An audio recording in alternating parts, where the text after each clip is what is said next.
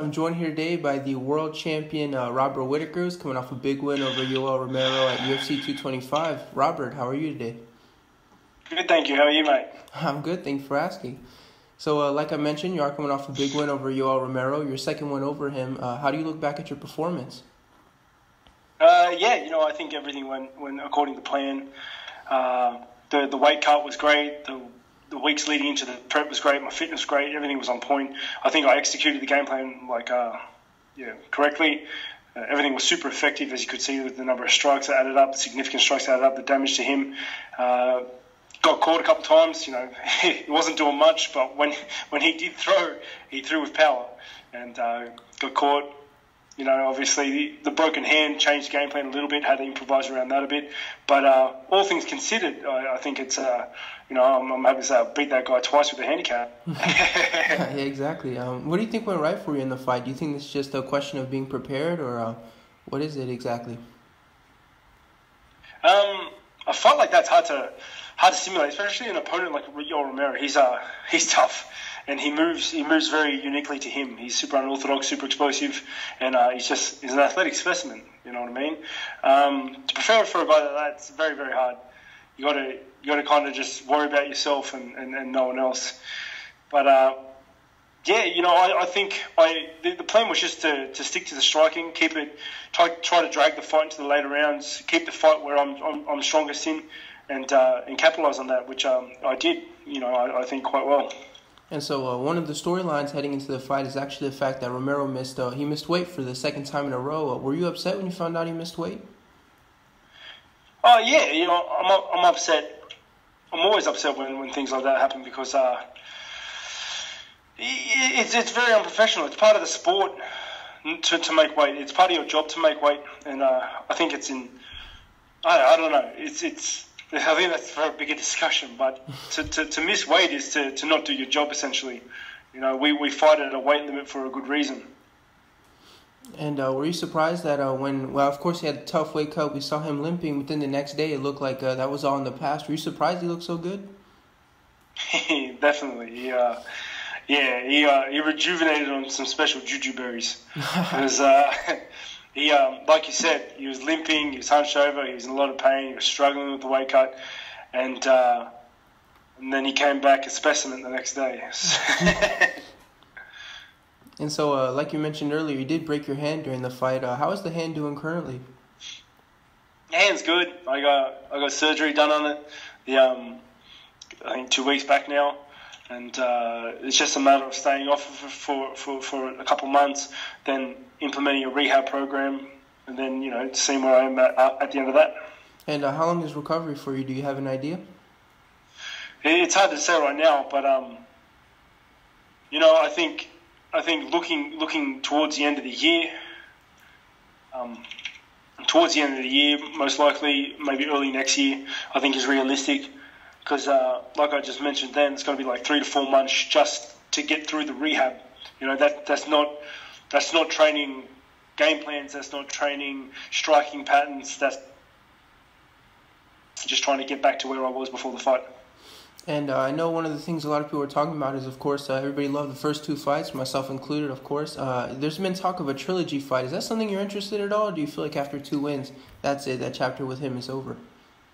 Well, I don't know. You got to look at the facts. I beat Yoel Romero twice now. Both fights I've had a handicap.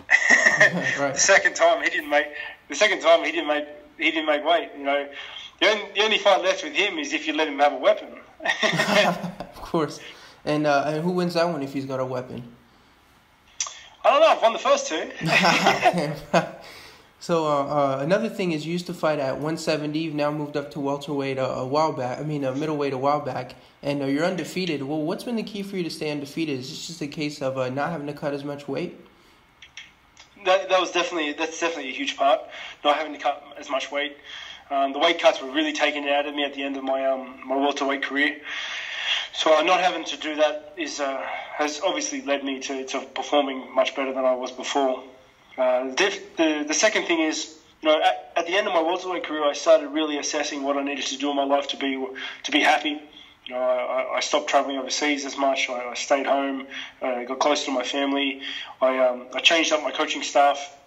I surrounded myself with good people, coaches that care about me, smart coaches. The guys I have now, like Fabricio Iter, Alex Prates, Justin Fitzgerald, Justin Lang, all those fellas. And ever since then, I've just been having a lot more success. And heading into the Romero fight, it looked like you were on about a year layoff. Did you feel that affected you at all? Not at all. I think you can see it in my performance that the layoff didn't really affect me. It doesn't affect me. I'm no stranger to having 8 months in between fights and just dealing with that as it comes. And so one of the big things at welterweight, of course, GSP when he won the belt and then vacated and everything. First of all, are you disappointed that you didn't get the GSP fight? Disappointed in a warrior sense, as in a sense that it would have been an honour to fight a legend of the sport like GSP.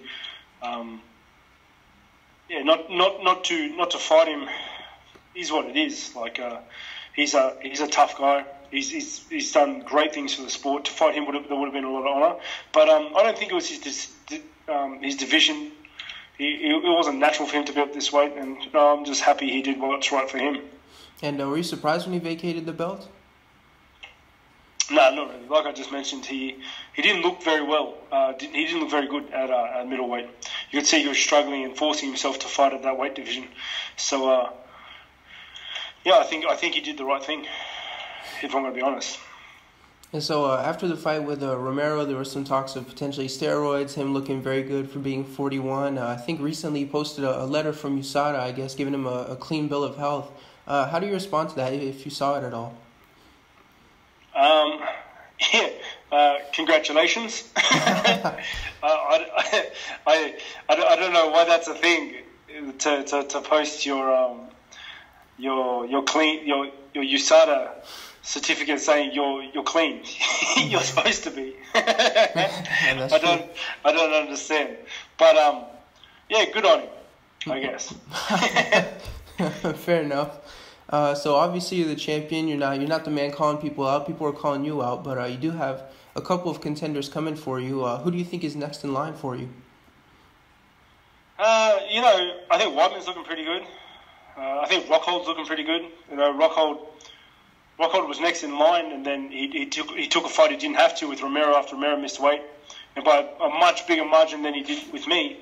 So he's still up there. Weidman, is also up there as a top contender.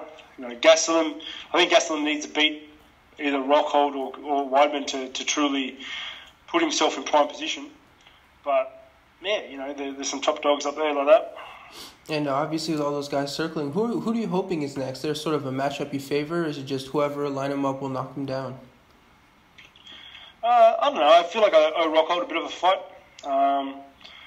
But also, Weidman's looking good. They're both hard. They're all hard. To be honest, I've never really picked my opponents because I don't really care. Fair enough. They're all the same. I'm gonna fight everyone anyway. And so, with the injury and everything, are you back in the gym? Are you able to train, or are you just focused on, I guess, recovering? I'm gonna get back to training soon. I've got to get over this cold, this flu that I have. But I'm going to get back in the gym soon. Obviously, I can't do anything on my hand for a couple of months, and then the rehab starts with the hand. But I can do other sort of aerobic activities with my legs and whatnot. I'm just going to work around my hand, work around my injuries. I train all year round. It's just more of a way of life than anything else. And so, like we mentioned, you are going to be on a bit of a layoff because of your hand. Do you have an idea of when ideally you'd like to step back into the cage? I think depending on how I feel, like maybe the end of the year, early next year, depending on how the recovery goes in my hand, because at this point, I don't even know how the surgery has affected my hand. I don't know how my hand is going to perform after this surgery. You see cases like with Chris Weidman, who got surgery on his hand, then needed to get surgery again because he's having problems with it. You don't know how you're going to come good. But if everything goes well, end of the year, beginning of next year, my schedule is as soon as I feel good, as soon as I'm right to fight, I take a fight. They know when I'm good. I let them know when I'm good, and I take fights. So obviously 2018, and I just have one more question for you. The year it's been big for you. Obviously you've defended your title and everything. I believe you've released your new Reaper brand. How do you see the rest of the year going out for you? Yeah, it's great. Every day is great. You know, you have your ups and downs, but I'm blessed to be alive. I'm blessed for my family, and I'm blessed to live.